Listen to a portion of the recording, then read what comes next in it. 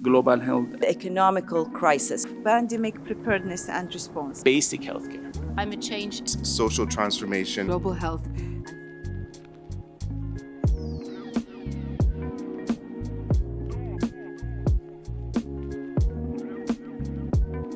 It's a great honor to join you today. The COVID-19 pandemic has been a demonstration of the intimate links between global health and the global economy. It has reminded us that when one is damaged, both suffer.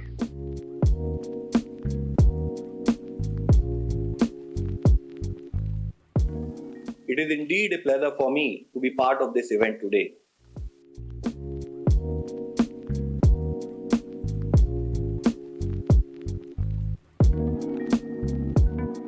The Global Leaders Group, which is actually chaired by the Prime Minister of Barbados, and they've been meeting regularly quarterly for the past few years, they have actually jump-started some of these discussions and came up with seven priorities that can be looked into for the declaration in the high-level meeting in 2024.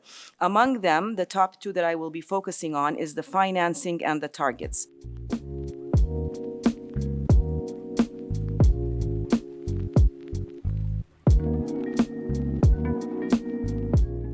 We really want to break the cycle of panic and neglect. And it is true that the attention is a little bit shifting from COVID-19 and global health, but it is a time that we really need to get together to really elevate the global health into the next level with the overall aim of achieving universal health coverage.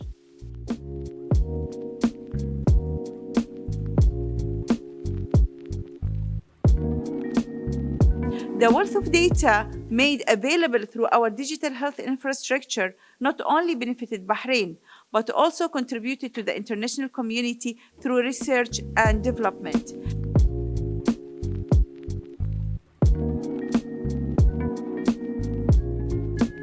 You know, we talk about we have to be careful that healthcare doesn't slip down in the priority list. It has slipped down.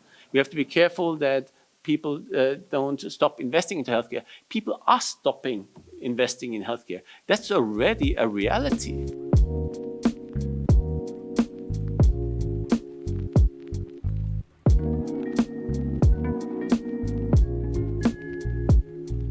trick when a new pandemic comes up.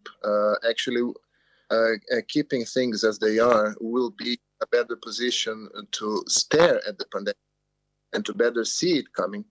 And we may well feel unprepared to avoid it from, to prevent it from overwhelming us, as COVID did in 2020.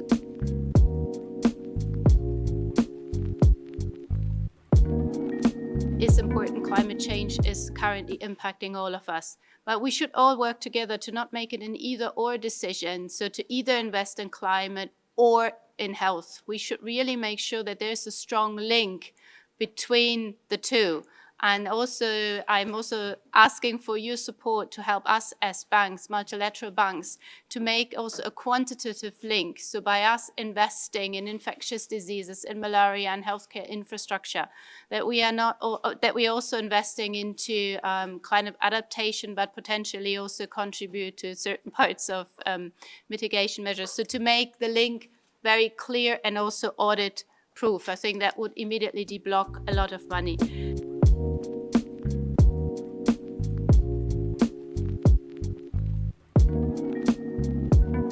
The countries of the Global South, despite their limited contribution to these crises, have been and continue to be disproportionately affected by them. And this is where the Bridgetown Initiative comes in. And for you, those of you who don't know, Bridgetown is our capital in Barbados. So let me make a little tourism pitch. Visit Barbados. And this Bridgetown Initiative is not just a proposal, it's a movement, it's a call to action.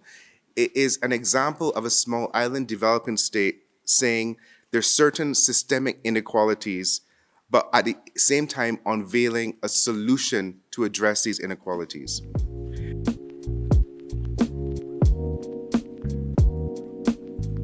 Under the auspices of the WHO and the partners of the summit, we're called all together to provide concrete solutions to enhance global health impacted by the current macroeconomic conditions.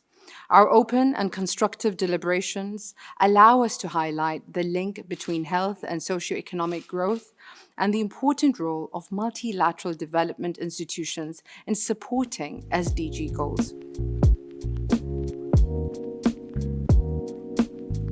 When we refer to digital health, I would like also to remind you all that it's about health.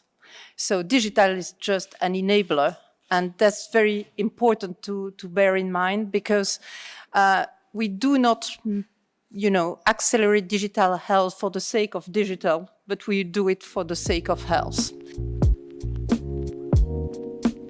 Most of the colleagues here and everywhere, they know the agency through its activity as watchdog against misuse of nuclear weapon. But one of the pillars of the agency is the use of nuclear technology for development. Development in health, in agriculture, in environmental monitoring, in health of our ocean, everything. The European Union with COVID has somehow expanded its remit on health without changing the treaties, of course. And we have this concept of the European Health Union, which is a very complex one because, of course, we need to be very mindful of the competencies of our member states, but at the same time, we have had a huge building site.